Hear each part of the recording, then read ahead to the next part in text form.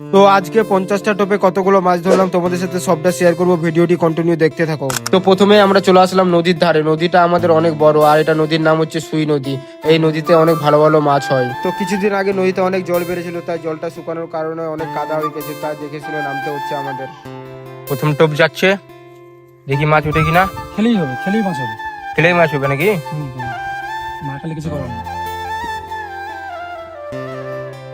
তাই তো মিষ্টি টিষ্টি আনতে পারতিস, খাতো ভালো। ঠিক আছে, প্রথম টোপে দেখি মাছ উঠে কিনা। তো আমাদের প্রথম টোপে মাছ উঠে গেছে, দেখতে পাচ্ছ পুঁটি মাছ, একদম বড় সাইজ, বড় সাইজ দেখতে পাচ্ছ, একদম পুরা বড় সাইজ। তো তোমরা লাইক কমেন্ট শেয়ার করে দাও, এই জন্য একটা আমাদের প্রথম টোপে মাছ উঠে গেছে, দেখতে পাচ্ছ মাছ। সঙ্গে থাকো, আরো উঠবে, আরো মাছ উঠবে। আরো মাছ উঠবে। মাছ দেখতে গেলে কন্টিনিউ ভিডিওটা দেখো।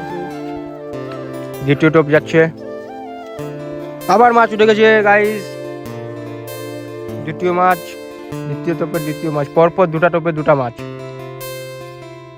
3 নম্বর টোপ যাবে এবার। আর মাছ উঠে গেছে, আবার একটি মাছ 4 নম্বর টোপে।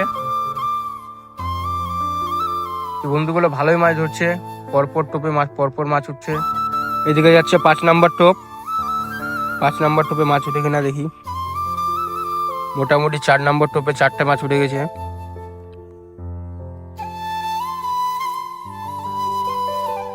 মনে হচ্ছে এই টোপে মাছ উঠবে।